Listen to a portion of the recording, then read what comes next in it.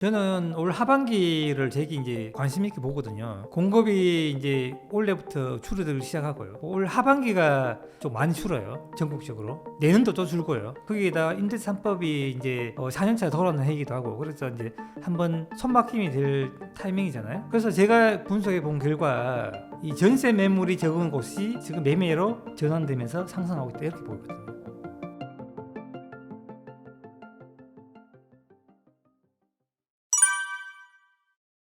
원래 이제 전세는 자기의 어떤 소득이 축적돼서 전세 와야 되거든요. 예전에 우리가 뭐 옛날에 뭐 우리 아버님 세대죠.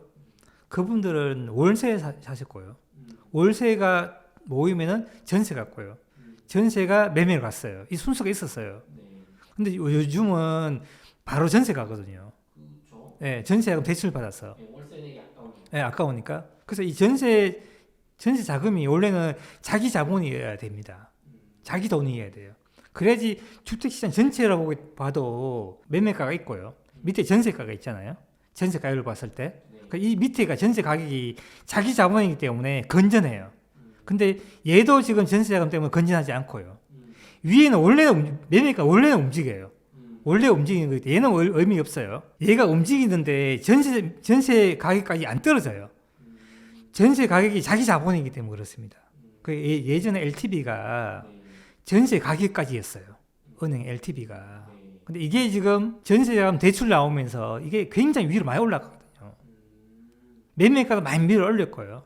리스크를 더 키웠죠. 만약에 전세자금 대출을 안 해줬으면 시장에 어떤 선택을 했을까요? 전세 가격이 많이 오르잖아요.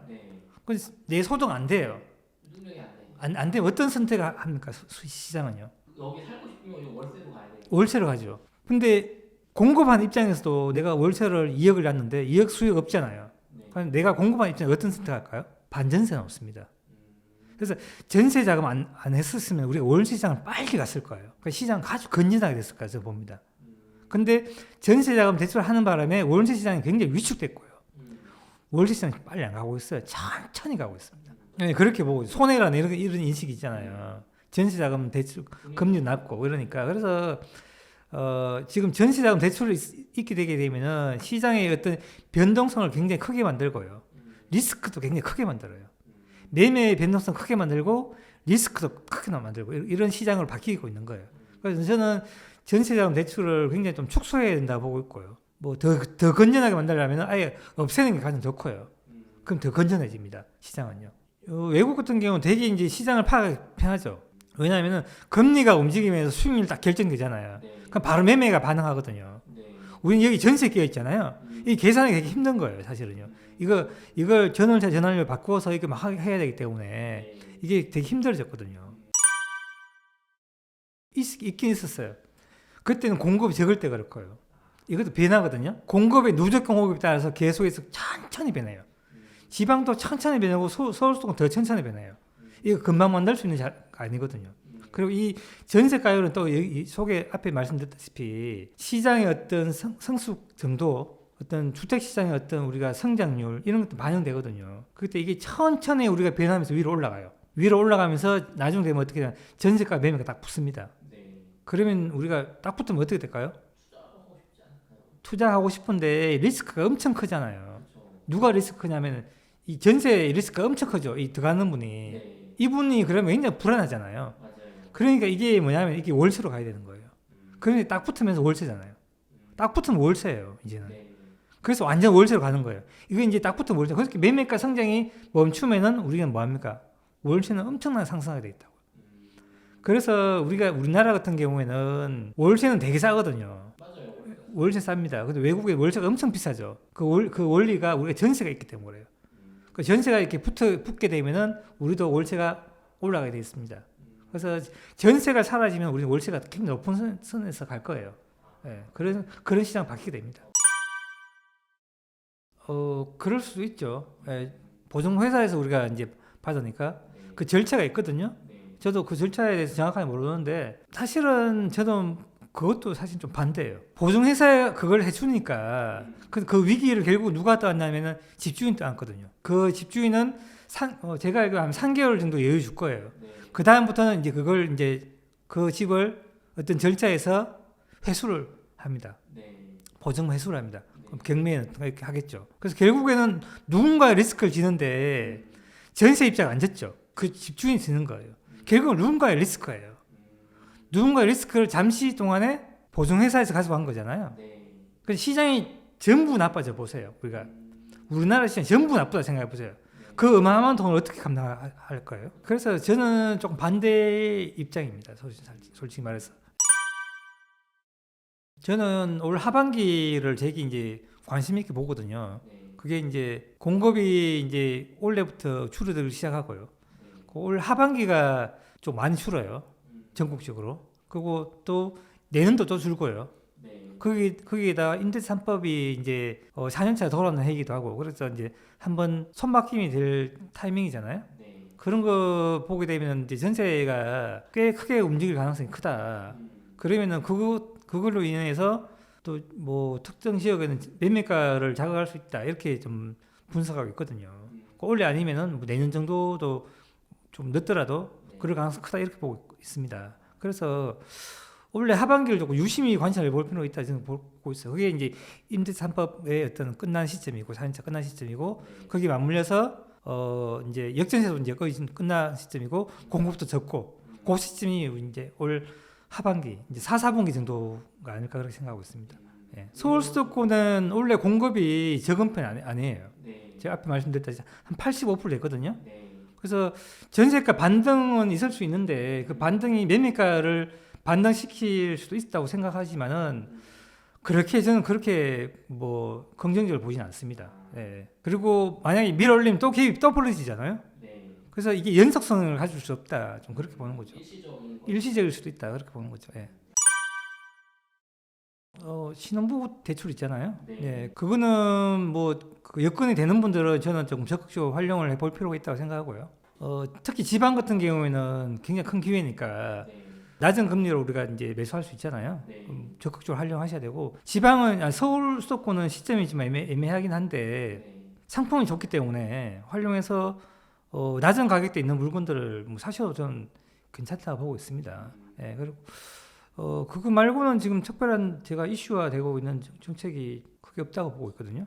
최근에 이제 PF 대출 문제로 지방 미분양이나 네. 소규모 주택에 대해서 이렇게 어떤 혜택이 좀 있긴 있는데요. 그 영향은 뭐 제가 볼 때는 크지 않을 거라고 보고 있어요. 예. 제가 보는 건 전세 가격 상승이에요. 전세 가격 상승률. 네, 상승률이 크게 나와야 됩니다. 크게 나와서 전세 가격을 올려야 돼요. 실수요자분들은 매매를 선택할 수 있고요. 네. 그게 연속해서 투자자가 들어갈 수 있는 환경이 되게 되면은 연속성을 가질 수 있죠. 그 연속성을 가질 수 있는 거면 그 두 가지 조건이 돼야 되거든요. 그 두 가지 조건 중에 한 개라도 안 되면 저는 시장엔 길게 못 간다고 보고 있습니다. 지금 지방에는 중공업 미분양 정책이 지금 나왔거든요. 네. 그걸 이제 취득하게 되면 5년 비과세인가 제가 언뜻 봤는데 네. 굉장히 큰 기회죠. 제가 25년 동안은 주택시장 봤는데 이 비과세 정책은 정말 잘 안 나와요. 이거 나오면은 무조건 하셔야 돼요. 근데 하시는데 옥석을 좀 가르셔야 된다. 왜냐하면은 물건 자체가 그렇게 좋은 물건도 아닐 거예요. 지금 상황으로 봤으면. 그래서 옥석을 가르쳐 하면은 정말 큰 효과가 있다. 저도 과거에 2014년도에 그런 물건 한 개 산 거 있어요. 비과세잖아요. 세금이 거의 없다고 보시면 되죠. 세금 내더라 거의 미미하게. 그래서 수익률이 굉장히 좋아요. 그래서 그런 것들은 적극적으로 활용하시라. 단지 이제 지역적으로 이제 차이가 있으니까 위치나 이런 건 이제 분양가나 그런 것도 고려하시면 효과는 크다. 지방은 저는 정말 큰 기회라 보고 있고요. 근데 이제 속도가 느려서 사람들이 인식을 잘 못하는 부분인데 저는 좀 바뀔 거라고 저는 보고 있어요. 네, 확실하게. 지방은 거의 다 괜찮아요. 부산 괜찮고요. 울산 괜찮고 네. 경남은 괜찮고요. 지방은 과공급이 나오는 데가 없어요. 그래서 지방에 계신 분들은 좀 고민을 하지 마시고 네. 선택을 하시는 게 좋다. 나중에 2, 3년 뒤에 옳은 선택이 됐다 이렇게 될 거예요. 지금 판단하지 마시고요. 2년, 3년 뒤에 판단하시라. 분양권은 지금 예측하는 시장이 아니거든요. 네. 그리고 투자도 마찬가지예요. 2년 뒤에, 3년 뒤에 평가받거든요. 네. 지금은 안 좋지만은 2, 3년 뒤에는 좀 꽤 많이 바뀌어 있을 거라고 저는 보고 있어요. 제가 가장 분석하지 않는 데가 세종시예요. 왜 그렇죠? 예, 세종시 왜 그러냐면은 인위적으로 만든 도시는 우리가 수요를 예측할 수 없어요. 거긴 서울에 있는 우리가 수요를 끌어왔잖아요. 네. 공무원들을. 그렇죠. 우리가 얼마나 수요가 있는지 그 지역 수요를 예측할 수 없어요. 그래서 저는 예측하지 않습니다. 유일하게 세종시를 안 봐요. 우리가 예측이 가능돼야 돼요. 예측이. 내가 올해 틀려도 내년에 확률이 높아지거나 네. 그 다음 확률이 높아야 되는데 세종시는 그렇지 않아요. 세종시 수요를 예측 못해요. 지금요. 원래 수요는 그 지역에서 만들어낸 수요여야 돼요. 그 지역에서 가구 수가 분화하고요. 분화한 가구가 시장에 있다가 매수로 참여하고 이런 과정을 겪거든요. 네. 근데 거기는 그걸 몰라요. 제가 분석한 바로는. 그래서 어려워요. 세종시가 가장 어렵습니다. 제가 분석한 바로는. 제 책에 그 수요를 분석한 게 있고요. 그걸로 대구하고 부산하고 정맥을 해놓은 게 있어요. 누적 공급량으로. 네. 그래프를 그려서 정리한 게 있기 때문에 그 책을 보게 되면 조금 더 쉬울 거예요. 책 이름 좀 한번 말씀. 네. 부동산 투자 인사이트입니다. 네. 부동산. 2019년도에 나온 책인데 네. 지금도 이제 조금씩 나가고 있어요. 네. 거기 보게 되면 데이터로 다 증명 다 해놨어요. 그리고 이 부동산은 입지 공부 이런 거 있잖아요. 입지 공부는 금방이고요. 다 숫자 공부입니다. 숫자로 밝힐 수 없는 거는 네. 증명이 안 돼요. 제가 하루 종일 하는 공부는 숫자 공부예요. 신기하죠? 예. 아니 주식에도 재무제표 보잖아요. 그렇죠. 숫자 보잖아요. PER 보고 ROE 보고 하잖아요. 똑같아요. 숫자 공부예요. 숫자로 증명할 수 없는 건 증명이 안 돼요. 그건 엉터리라고 봅니다. 저는. 보는 방법이 좀 다르다고 봅니다. 소득을 가지고 주택 가격을 보면 그렇고요. 네. 주택 가격의 변동 속도를 봐야 돼요. 잘 한번 보세요. 소득의 변동이 빠릅니까? 주택의 변동이 빨라요? 주택이 높지 않아요? 주택이 높습니다. 네. 주택이 몇 억씩 오르잖아요. 그렇죠. 소득은 몇십만 원씩 오르잖아요. 떨어질 때 어떻게 떨어지죠? 몇 억씩 떨어지죠. 그렇죠. PIR은 소득은 천천히 오르고 있는데 네. 주택의 변동에 의해서 만든 지표예요. 지금 지방에 엄청 많이 떨어졌어요. 네. 그 왜 떨어졌어요? 소득이 올라서 떨어졌나요? 매매가가 떨어졌다니까요. 네. 시장의 환경이 만든 결과에 불과한 거예요.